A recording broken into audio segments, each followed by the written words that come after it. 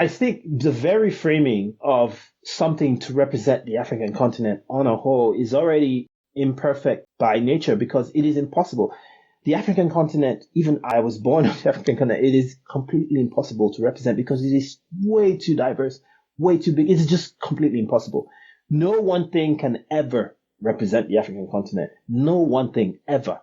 It will always be a myriad of things that can represent aspects of the continent. That's the only way it can work.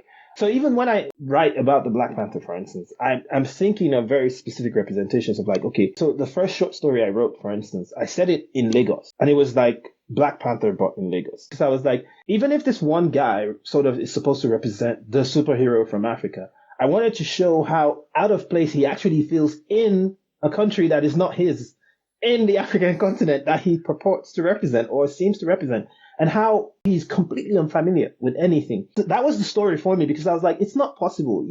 I don't even know a lot of stuff about countries that border Nigeria, and I know about them, but I don't even know them.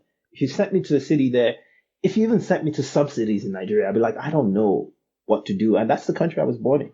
So it's just completely impossible. And I like to think of the Black Panther in that manner. I'm also thinking of that, the very failure of the concept. You're listening to Genuine Chit-Chat. This show is for real.